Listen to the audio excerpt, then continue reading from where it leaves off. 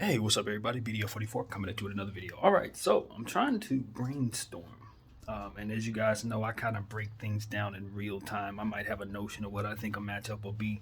And then as I'm sitting here talking about it, I'll kind of work it out right in front of you. So I imagine this is going to be that kind of thing right here and now.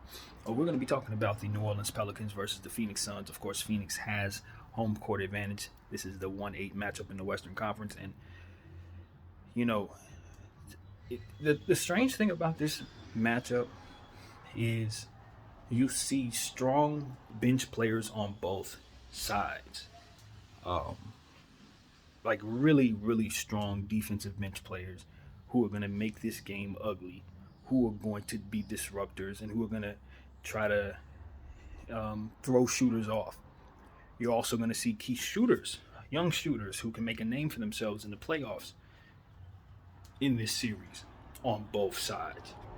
Guys who are known for being defensive stoppers. You're going to find a very unique dynamic in this series because you have two forwards who are arguably defensive player of the year in both Mikal Bridges and of course my guy my mind is going blank, but Herb Jones, of course. So you're looking at these two players and you realize what they're going to do for their respective teams. You look at the input of Brandon Ingram and you match that with what you expect could come from Devin Booker offensively, right? You look at CJ McCollum and you see that he's going to have to try to match the input of CP3.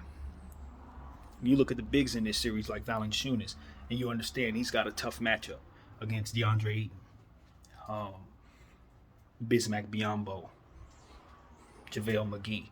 And that's where it starts to become a little bit of a runaway for me in terms of I see more bigs on the Suns, and I think that that's going to work in the Suns' favor for sure, especially since they have home court advantage. At the end of the day, Valanciunas is going to be asked to bang repeatedly with three guys that are going to give him three different types of looks. Aiton's a power guy, but he has a lot of finesse to his game. Can shoot mid-range jumpers, things of that nature. It's going to give you a lot of different looks. Bismack Biyombo's a defender. He's putting pressure on you. You're going to have to deal with him banging on you, rebounding, boxing you out, leaning on you. And then you got JaVale McGee, who can run like the wind. He's a gazelle, catching lobs, being long, blocking shots, hovering over the weak side and things of that nature. Easy baskets, athleticism, momentum plays. Three different centers that are going to complement those guards that CP3 is going to find with lobs and stuff of that nature, that Campaign is going to find with lobs and things of that nature. They have a lot of stability with their defense in terms of their wings because of Cam Johnson as well as Mikal Bridges, as well as a guy like Torrey Craig. These are all guys who play defense. So I think the problem with the Pelicans is they've been playing against teams that have allowed them to look as good as they are. You know, they've been able to flex on these teams like the Clippers, who don't have athletic players and as many strong bigs. They don't have their stars there, their closers there. You know, they were able to take advantage of that last night. Obviously, you consider when they were able to beat the Lakers in the regular season and what we were lacking, you know, and how we didn't have the athleticism. They were able to take advantage of us in those games. You know, and so on and so forth. So you just don't see where the Pelicans' advantage will really take place in this series as it normally would against most teams that, you know, that they're going to see, you know, because it's amazing as Herb Jones is going to be defensively. That's how Mikal Bridges is going to attack them just on the other end. You know, as much as you love Grand Theft Alvarado and all the things that he can bring to the table, well, you're going to have to deal with Aaron Holiday and Campaign as well, doing pretty much those same things for the Suns. And you look at the lethal shooting of a Trey Murphy. You know what I mean? And then you look on the other side, you see Cam Johnson who can do that as well. So it's like, damn, everywhere you look, where otherwise the New Orleans Pelicans would have an advantage, not against the damn Suns. They got the advantage. They got the one-up everywhere you look. And that's really what it comes down to. The Suns are a better team, but the Pelicans have matchups for them. You know what I mean? They just don't favor in those matchups, but they match up just fine, and that is very dangerous. Why? Because the Suns have had injury issues. They've had issues to CP3 specifically. And while I like the tandem of CP3 and Campaign being able to basically not have any fall off, Campaign is a star level player who can essentially lead a team at the starting point guard position by himself at this point. He's proven that every time he gets an opportunity. I don't know that I like this series without CP3. And for some reason CP3 is not himself, this then becomes a can we stop Brandon Ingram competition. And that, with all the shooting that they have, can make them a dangerous team. But the one thing that you understand is not as dangerous as Phoenix. Not as dangerous when you consider that Phoenix been to the final last year, that they are a well-oiled machine, that they have some of the best coaching in the league in Monty Williams, who's going to have stuff ready for Willie Green. And Willie Green is showing himself to be a fantastic coach as well. He's making a name for himself as we speak. I do think this series is going to be very competitive. And I'm on the fence about what I think is going to happen. And the reason why is because I don't know what I'm going to expect from some of the players on the Pelicans. Depending on how they play, could determine how much the Pelicans are able to do in the series. For example, if Willie Green decides to lean on Trey Murphy, and Trey Murphy has the type of clutch performance like he did in the last game where he hit 3 threes in the fourth quarter, well, if I'm to expect that from Trey Murphy from now on, now I suddenly think that that's going to be more so of a competitive plus to add to my confidence in the Pelicans. And then there's another dynamic, which I really don't know how to view, to be honest with you. I don't think I got the right stuff flowing in my head to know how to see Zion and how to view him being able to jump and do all these leaps and all these different dunks and not be able to play and give, the Pelicans at least 15 to 20 minutes here and there. He doesn't even have to play every game, but, do it like Kyrie had to do it and just play a road games for 15 minutes. I mean, if he's good enough to jump around and dunk, and I heard what Vince Carter said, so, I want to tell everybody that I understand it. Vince told us that he was coming down gingerly, and you could clearly see that he was favoring the leg, and he's nowhere near ready to play, and that I'm just leaning on Vince's expertise on this. And he says the kid ain't ready, the kids ain't ready. But if the kid ain't ready, then why is he jumping around? And why aren't the Pelicans putting an end to him doing so?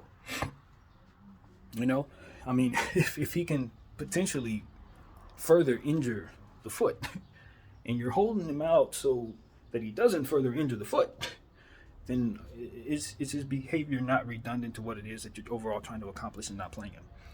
And wouldn't it make sense to just throw him out there anyway if he's going to go around doing more injury to the foot any damn way? Especially given the fact that I personally think he's going to leave you. So you saving him and thinking so much for his future is just grooming him and preparing him to be an opponent someday. I mean, he's going to leave. So I think a series like this, he could really help his team. Especially when you consider the fact that they have now 3 weapons that they can close games with in CJ, BI, and of course himself. I think of a guy like Jackson Hayes, who's going to be very important in this series, given the fact that we consider JaVale McGee and what JaVale brings to the table in terms of athleticism and length. And as I said, running the floor, you're going to need to lean on Jackson Hayes quite a bit in this series. I really like the lineup that Willie Green put on the floor, and I mentioned it to you guys yesterday. It was C.J. McCollum, Herb Jones, Valanciunas, Brandon Ingram, and another wingy player. It might have been the player I just mentioned. Might have been Trey Murphy or something like that. But either way, the point is he put all of these long players on the floor that gave him an opportunity to have that type of length at all times. Jackson Hayes, that's who it was. Keep that lineup in rotation against the Phoenix Suns, especially when you see JaVale McGee coming into the game. I think it's very important that you give yourself as much size advantage advantages as possible when the bench comes in for the Phoenix Suns. That's where you can really put a stranglehold on how much time they can allow their starters to sit. CP3 is not 100%. And this team has played a whole lot of basketball, given the fact that they made it to the finals last year. I think where the New Orleans Pelicans have an advantage is the fact that they have so many players that are very, very young. Your Alvarado's, he's a rookie. Of course, Jones, rookie. Murphy, rookie, etc. These are guys that you can run at the Phoenix Suns. And even though they have run players, they've played a hell of a lot of basketball. A guy like Mikal Bridges is the Iron Man of the league. He's the new AC Green. He has not missed a game in his entire career, and he plays a hell of a lot of minutes, and he takes on a lot of work. He's going to guard your best player, and he's going to do it, with some of the best conditioning you'll ever see. He's going to get out in transition. He's going to make threes. He's going to get steals. He's going to be disruptive. Containing him may be the key to New Orleans extending this series. Mikal Bridges, you must contain him. Devin Booker may go off for 50. You can't do a whole lot about that. You just put your best defender on him, throw a bunch of different looks at him, throw a wall at him, keep tall guys on the floor, and just don't foul him when he's shooting threes. That's the best thing I can tell you. He's going to hit that 4-point play every time. Just give him his space and let it fly. Best thing you can do for players like that, in my humble opinion, is to try to deny them the ball. Once they catch it, they've scored. That's literally how it works for guys like that. Now you're just at the mercy of them either making or missing the shot. And the whistle's coming. So in situations where I look at guys like that, you kind of just don't really do too much. You just, like I said, you build the wall and leave it alone. But for guys like Mikal Bridges, you got to do something to get him off the floor. Period. When I think of guys that are Iron Men, guys like AC Green in the 80s, and I think about all these guys that never missed a game ever, I'm running them off of screens. I'm going to put that to the test. Now maybe that makes me a bad guy. I don't know. Maybe that makes me a bad guy. But the way I see it is, Phoenix Suns are one of the best teams in the league, no matter what. CP3 down there, Ayton down there, no matter what. Why? Because there's one guy that's never gone, and he's always disruptive on both ends of the floor. He needs to be removed. I'm sending my most crazed guy to get in his head, and I'm bumping him. I'm sending my Patrick Beverly-like guy at him. I'm giving him 6 fouls. We're going to be in his head. We're going to be talking about his mama. We're going to be putting elbows on his backside. If he has a bad ankle, we're going to be running him off of stuff. We're going to put our best ball handler on him, try to embarrass him. Whatever we can do to get him either out of his game or out of the game is what I'm going to do. Because the way I see it is, he's the mainstay. He's the one constant that the Phoenix Suns always have no matter what's going on. And they're always winning. Get him out of there. Maybe that changes that. So that would be my strategy if I'm the New Orleans Pelicans. He's being run off of screens. I'm putting Valanciunas. He's getting run off of screens. I'm telling you. Boom. Off the wood. If I've got a situation, Grand Theft Auto, I'm putting Grand Theft on him the whole third quarter. I'm targeting Mikal Bridges. Because the way I see it is, he's the secret ingredient. He's the Scottie Pippen. He's the Zen in their Phil Jackson.